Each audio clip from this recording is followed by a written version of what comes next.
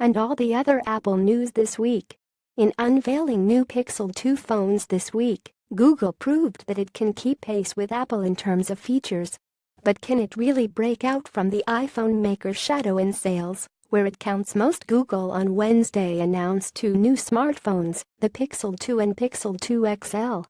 The phones, competitors to Apple's iPhone 8 and iPhone X, come with 5 and 6-inch screens, respectively, and have thin bezels around their displays, making them look similar to the iPhone X. They also come with high-end cameras and can run sophisticated apps thanks to their Qualcomm Snapdragon 835 processors. The internet's response to the Pixel 2s was generally positive.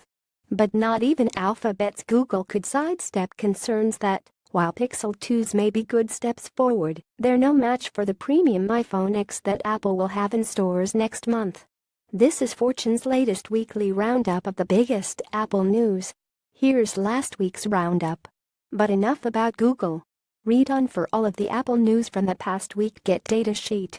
Fortune's technology newsletter. KGI Securities analyst Ming-Chi Kuo this week said that Apple's Face ID technology, a facial scanner that it's included in its upcoming iPhone X and is verify a person's identity and allow access to its software, is 2 years ahead of facial scanners in rival devices like Samsung's Galaxy S8 and Galaxy Note 8. Face ID's ability to scan faces in 3D rather than 2D like in Samsung devices alone makes it a winner because Apple's technology can more accurately identify people, Kuo said. Apple CEO Tim Cook on Thursday remembered late co-founder Steve Jobs on the 6th anniversary of his death.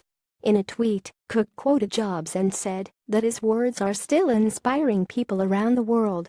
Apple design chief Jony Ive also remembered Jobs this week.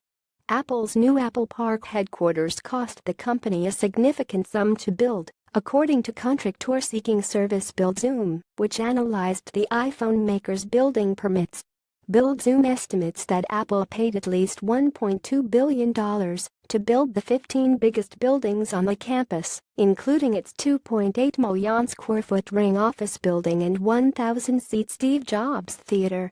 The report follows rumors that Apple spent $5 billion on the campus, including building construction and acquiring the land.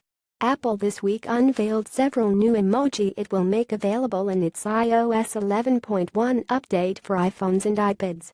The digital characters will include an I love you gesture based on the American Sign Language sign. Apple will also add a woman wearing a headscarf and an emoji representing breastfeeding, among others. Apple announced that it has hired Catherine Adams as its general counsel and senior vice president of its legal and global security group. Adams is taking over for Bruce Sewell, who is retiring from the general counsel post after 8 years with the company. Wireless carriers are offering few deals on Apple's new iPhone 8, causing fewer customers to switch carriers in search for a better deal, according to market analysts. That stands in contrast to past years, when carriers offered bigger deals on Apple's new smartphones. One more thing, a new report this week from consumer intelligence research partner SERP found that people who own Amazon Echo smart home hubs are more likely to own iPhones than Android devices. They also prefer iPads to Android tablets.